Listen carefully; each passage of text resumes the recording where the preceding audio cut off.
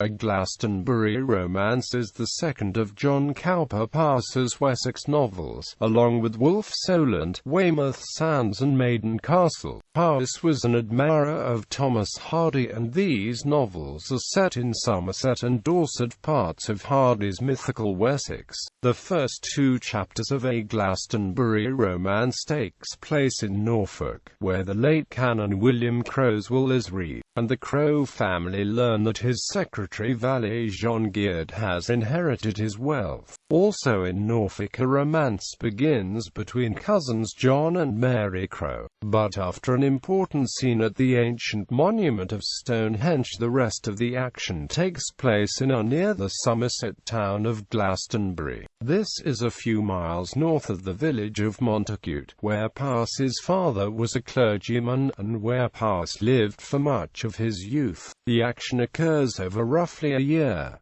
The Grail legends associated with the town of Glastonbury are of major importance in this novel. Introduction and summary of the plot. In Powys's words, this novel's heroine is the Grail, and its central concern is with the various myths and legends along with history associated with Glastonbury. It is also possible to see most of the main characters, John Geard, Sam Decker, John Crow, and Owen Evans, as undertaking a Grail quest. Not only is A Glastonbury Romance concerned with the legend that Joseph of Arimathea brought the Grail, a vessel containing the blood of Christ, to the town, but the further tradition that King Arthur was buried there. In addition, one of the novel's main characters, the Welshman Owen Evans, introduces the idea that the Grail has a Welsh, pagan, pre-Christian origin. The main sources for Powys's ideas on mythology and the Grail legend are Sir John Rhys's studies in the Arthurian legend, R.S. Loomis's Celtic myth and Arthurian romance, and the works of J.C.L. Weston, including From Ritual to Romance. T.S. Eliot's The Waste Land is another probable influence. A central aspect of A Glastonbury Romance is the attempt by John Geard, ex-minister now the mayor of Glastonbury, to restore Glastonbury to its medieval glory as a place of religious pilgrimage. On the other hand, the Glastonbury industrialist Philip Crow, along with John and Mary Crow, and Tom Barter, who are like him are from Norfolk, viewed the myths and legends of the town with contempt. Philip's vision is of a future with more mines and more factories. John Crow, however, as he is penniless, takes on the task of organizing a pageant for Geard. At the same time, an alliance of anarchists, Marxists, and Jacobins try to turn Glastonbury into a commune. A Glastonbury Romance is also the first of several novels by Powys that reflect his growing interest in Welsh mythology. The others are Maiden Castle, Morwen, Owen Glendower, and Powys.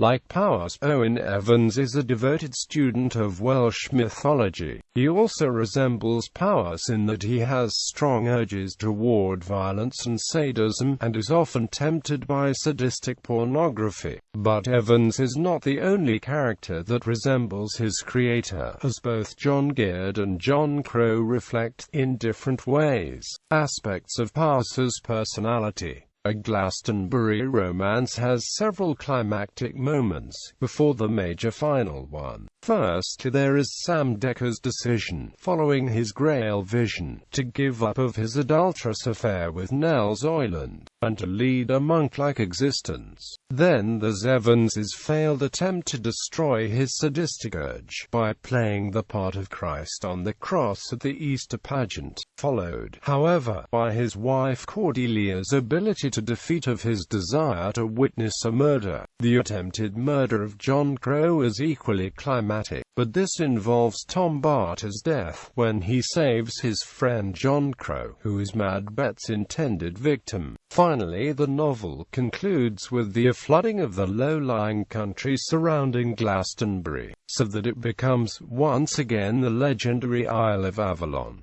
This causes the death of Gyrd, and the end his ambitious plans for Glastonbury. However, the ending is ambiguous, rather than tragic, because just before he dies, Gyrd asks John Crow, "Do you suppose anyone's ever committed suicide out of an excess of life, simply to enjoy the last experience in full consciousness?" Characters in A Glastonbury Romance. John Gyrd, a mystic who influenced the late Canon Crow of Glastonbury and received the man's riches when he died. Gyrd becomes mayor of the town during the course of the novel and becomes obsessed with the Grail legend, commissioning new monuments from the town and promoting his own religious brand of Grail worship. He is married to Megan Gyrd, a marriage that is still physically passionate, unlike that of Gyrd's rival, Philip Crow. Gyrd becomes fascinated with the youthful and delicate daughter of the Marquess of P. Rachel Solent. Megan Gyrd has Welsh ancestry, as her maiden name was Rhys. Cordelia Gyrd, daughter of John and Megan Gyrd. Her name Cordelia may indicate a mythological identification with Creidylad, daughter of Lud in the Mabinogion. Her admirer, Owen Evans, identifies her with the Grail messenger. Creidylad is the name that Boreas gives to the giantess in Powys's novel, Boreas. John Crow, a young man from Norfolk who is coming to Glastonbury in the opening scene of the novel. He eventually marries his cousin Mary Crow and works for John Gyrd. A skeptic and cynic himself, he sees his work for Gyrd as a way of debasing and mocking the very Grail worship he is supposed to promote. Philip Crow, a cousin to John and an industrialist. He is widely hated by the citizens of the town for his attempt to industrialize it. He too hates the Grail legend, and seeks to unseat Gyrd.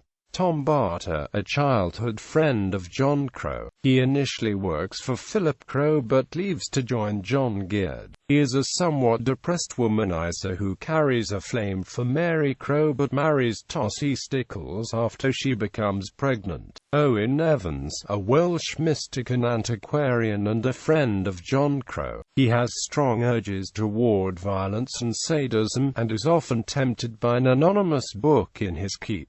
Matt Decker, the town vicar. He is also wary of Gyrd's new religion and is also described as being an enemy of the anthropomorphized son. Sam Decker, the vicar's son. He carries an on-and-off affair with Nell Solent, wife of Wolf Solent, and goes through several spiritual conversions during the course of the novel. Persephone Spear, wife of communist leader Dave Spear and longtime mistress to Philip Crow.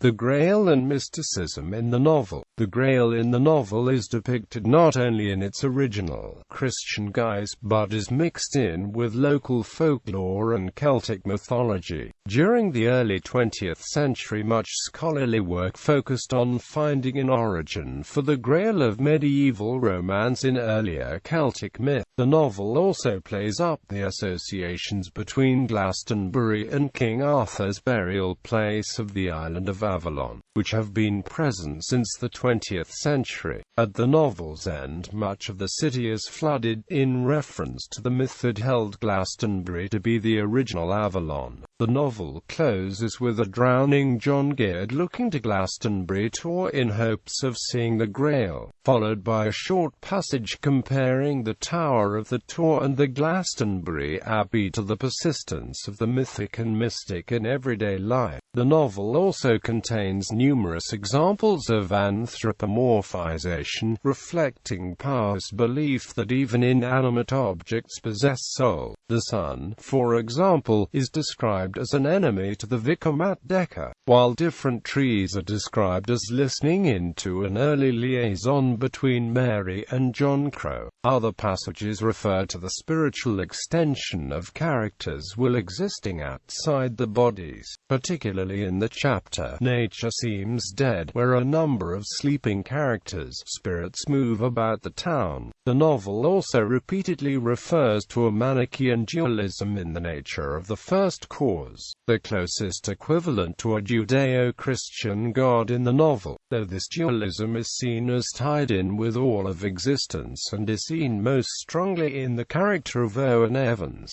These traits are found perhaps more strongly in A Glastonbury Romance than any of Powys' other novels, though his works were usually imbued with the author's own Celtic-based mystic beliefs described in detail in his personal letters and autobiography. Lawsuit. In 1934, Powys and his English publishers were successfully sued for libel by Gerard Hodgkinson, real-life owner of the Wookey Hole Caves, who claimed that the character of Philip Crow had been based on him. The damages awarded crippled Powys financially, and he was forced to make substantial changes to the English edition of his next novel, which was initially published in America as Weymouth Sands. The title of the English version was changed to Jobber Scald, and all references to the real-life Weymouth were cut. Reception. One of Powys's major novels, it was praised on publication by J.D. Beresford as one of the greatest novels in the world. A Glastonbury Romance is described by Glenn Cavaliero as Powys's most enthralling novel, despite all its many and glaring faults.